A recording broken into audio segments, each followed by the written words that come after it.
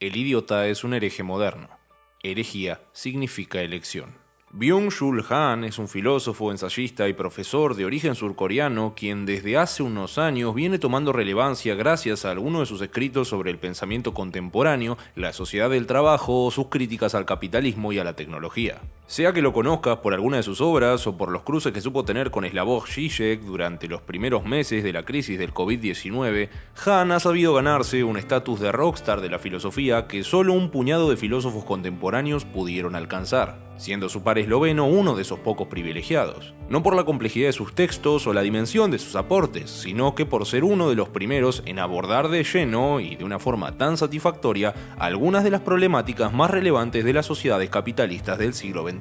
Libros como La sociedad del cansancio, La sociedad de la transparencia o Psicopolítica, del que hablaremos en este video, hoy son citados como uno de los textos que mejor explican algunos de los fenómenos más relevantes de la actual sociedad neoliberal. Pero lo más curioso es que fueron escritos en 2010, 2012 y 2014 respectivamente, cuando todavía muchas cuestiones como la Big Data, los algoritmos, entre otros sistemas de control, o temas ligados a la salud mental como la epidemia de depresión, el TDAH o el propio síndrome burnout, ni siquiera eran divisados en el horizonte como potenciales padecimientos generalizados con los que tendríamos que lidiar como consecuencia directa de este sistema productivo.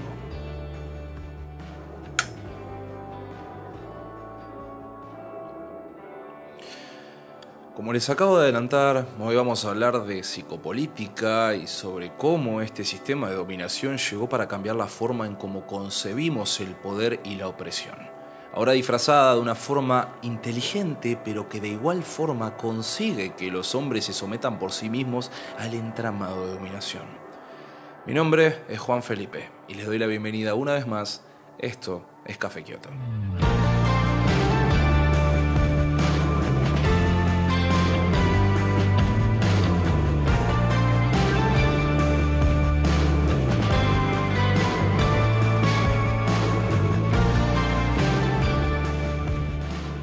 Como biografía complementaria a este ensayo, les recomiendo muchísimo que le peguen una ojeada a este video que hice hace un buen tiempo cuando recién estaba iniciando este progresivo descenso a la locura. Para los que manejen a Foucault de taquito, este capítulo puede resultar un poco redundante, les recomiendo saltar al capítulo siguiente, pero de todas formas voy a desarrollar el tema para que se entienda ya que este concepto es fundamental en el análisis de Han. La biopolítica es presentada por Foucault en el primer volumen de la historia de la sexualidad, La voluntad del saber, de 1976, específicamente en el quinto capítulo titulado Derecho de muerte y poder sobre la vida. La tesis se desarrolla a partir del planteamiento de que el soberano no solo tiene la capacidad de dar muerte, propio de la sociedad medieval, sino que también de gestionar la vida. Esta perspectiva del ejercicio del poder propia del siglo XVIII en adelante llegó de la mano con un énfasis en el crecimiento en la productividad y la eficiencia. Por eso, la sociedad, entendida como un cuerpo compuesto de individuos, debía ser sometida a control y regulada para mantener su propia vida y mejorar su eficiencia. Lo que incluye todo aquel poder que se ejerce positivamente sobre la vida, que busca administrarla, multiplicarla u otros tipos de regulaciones. Esto es por lo que para Foucault la escuela, el hospital, el cuartel, la fábrica o el taller son lugares que tienen el objetivo de disciplinar el cuerpo individual. De la misma forma en como la demografía y la geografía humana permiten el control de poblaciones enteras. Si se quiere, podríamos entender a la biopolítica como la gestión de la salud del cuerpo social mediante instituciones de poder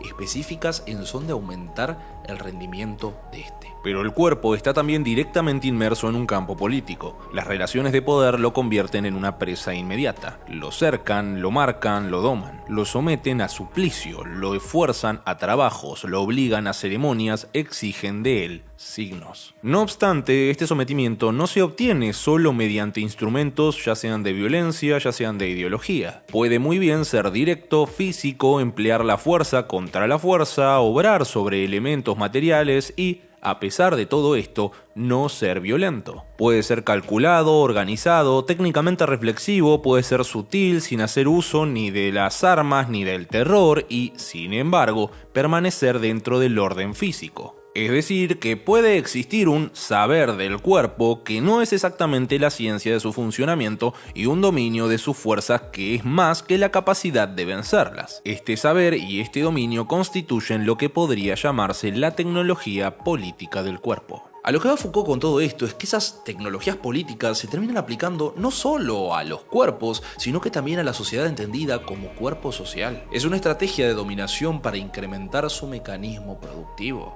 Disciplina física y mental para producir cuerpos sometidos, dóciles y eficaces. Y esta idea es clave para comprender el concepto de psicopolítica de Hahn. Redondeando, la biopolítica pone en relación la vida con el poder, que con su ejercicio trata de preservarla mediante mecanismos de control negativo. Podría entenderse como algo similar a lo que es una campaña de vacunación, donde el inmunizado, en este caso, es el cuerpo político, frente a los enemigos externos o internos mediante un mínimo de control y negatividad represiva que permite preservarlo. Pero esta idea es rechazada por Hahn, no porque sea incorrecta, sino que entiende que no es útil para describir la sociedad actual, denominadas por él como sociedades de rendimiento.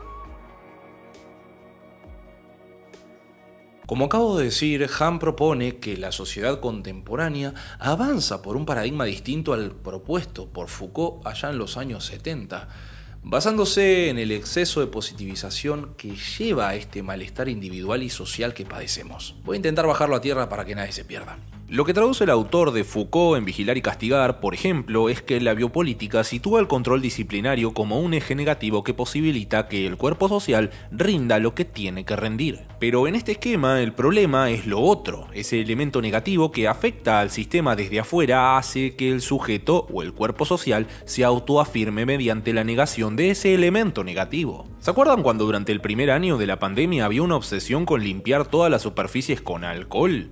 ¿Cuál era el objetivo de eso? La verdad es que no sé qué tan efectivo era, pero se supone que lo hacían para limpiar cualquier rastro que hubiera del virus con la finalidad de conservar nuestra salud. Bueno, lo que dice Foucault es que de esa misma forma el cuerpo social busca expulsar a todos aquellos cuerpos extraños, distintos, que supuestamente amenacen con su existencia. En contraposición, lo que dice Hahn es que la sociedad contemporánea cambió ese paradigma y ya no importan tanto esas enfermedades exteriores porque se las pudo controlar, sino que el problema de hoy son enfermedades causadas en el interior del sujeto, desde el propio sujeto. Como la depresión, el TDAH, el cansancio crónico o algo de lo que probablemente sufras si también sos un laburante como la mayoría. Hahn dice que ya no tenemos que preocuparnos de los elementos extraños mediante la prevención, sino de lo que nos pasa a nosotros. Porque el problema de la sociedad actual no llega por parte de un control negativo, sino que por un exceso de positividad o ausencia de barreras. O en sus propias palabras,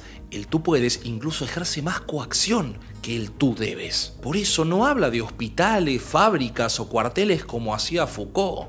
Poco a poco se está dejando atrás esos modelos disciplinarios prohibicionistas para dar paso a modelos de rendimiento, capacidad de iniciativa y promoción. Esto se desarrolla con bastante más profundidad en la sociedad del cansancio del 2010. Con el fin de aumentar la productividad se sustituye el paradigma disciplinario por el de rendimiento, por el esquema positivo del poder hacer. Pues a partir de un nivel determinado de producción, la negatividad de la prohibición tiene un efecto bloqueante e impide un crecimiento ulterior. La positividad del poder es mucho más eficiente que la negatividad del deber. No deja de ser algo paradójico. Este aparente aumento de libertad y poder no genera ni una auténtica libertad ni un auténtico poder. Es un mecanismo de dominación todavía más efectivo que los anteriores, siempre y cuando sea aceptado por todos. Como lamentablemente estamos haciendo, engañados bajo la creencia de que porque no haya un elemento negativo, nuestra libertad no tiene límites. Y es más que nada por esto último que Hahn se termina distanciando del término Foucaultiano de biopolítica. Foucault vincula expresamente la biopolítica con la forma disciplinaria del capitalismo, que en su forma de producción socializa al cuerpo. El neoliberalismo, como una nueva forma de evolución, incluso como una forma de mutación del capitalismo, no se ocupa primeramente de lo biológico, lo somático, lo corporal. Por el contrario, descubre la psique como fuerza productiva. Pero lo más grave de esta positivización en la sociedad del rendimiento es que también alcanzó a la esfera de la comunicación gracias a la era digital. Los que sean de mi generación, como digo siempre, me entenderán más que nadie. Cuando éramos chicos se cansaban de repetirnos, y lo siguen diciendo, que gracias al internet tendríamos acceso a una apertura sin límites, un mundo digitalizado al que podríamos acceder con total libertad.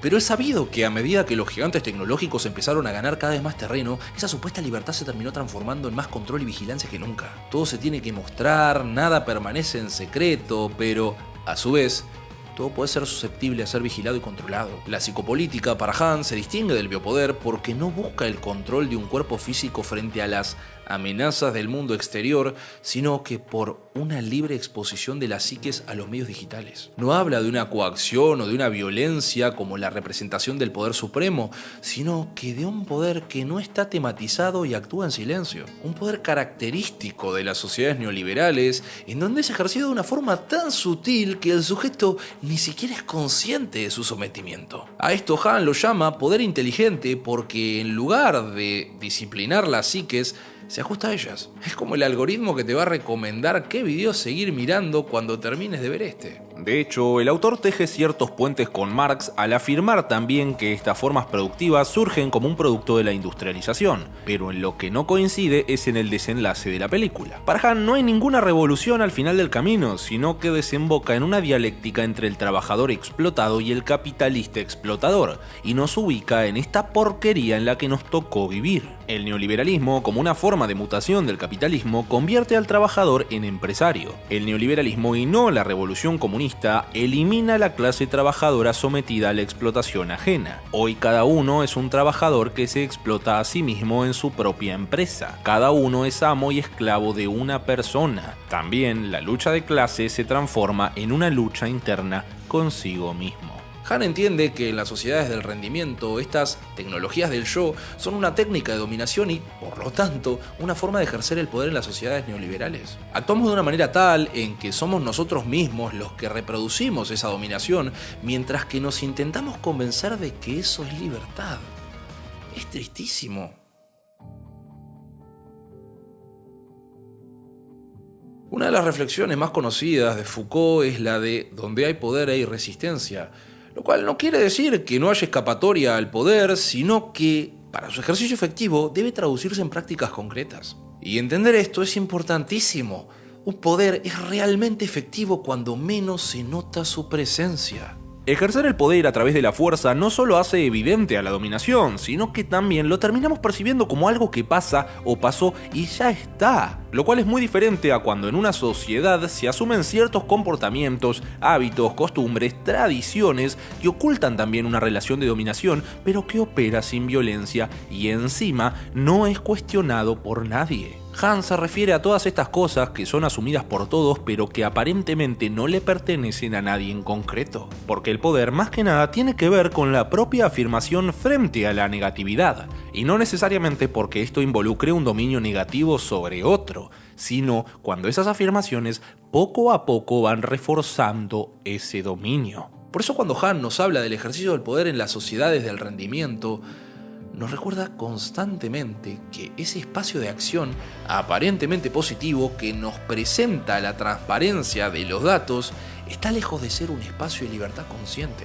Podemos entenderlo como ese horizonte de posibilidades infinitas del que se lucran los vendehumos, pero que al final de la historia es un cumpleañito del que viven ellos y 5 más, porque si no tienen a la mayoría trabajando en un laburo de 8 a 17, le cierran el kiosquito.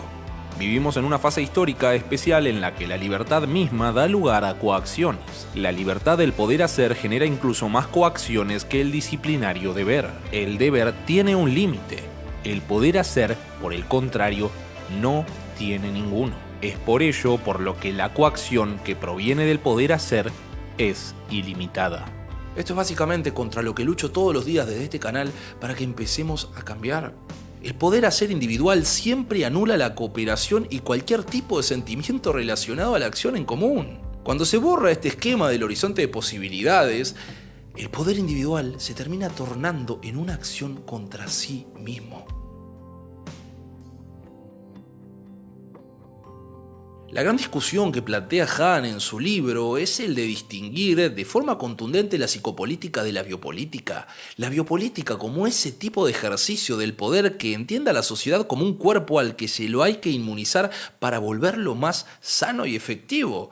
Y la psicopolítica propia de la sociedad de rendimiento como una red de positividad en la que los individuos compiten contra sí mismos y exponen su vida sin la necesidad de que haya un control explícito o violento. Lo que busca desarrollar Han en este libro es la teoría de que todos los problemas sociales que padecemos como sociedad tienen su origen en una dinámica interna en la psiquis de los individuos. La psicopolítica no niega la biopolítica, sino que la complementa. Es una evolución de lo propuesto por Foucault hace ya casi 50 años, a lo que podemos empezar a combatir haciéndonos una pregunta sencillísima.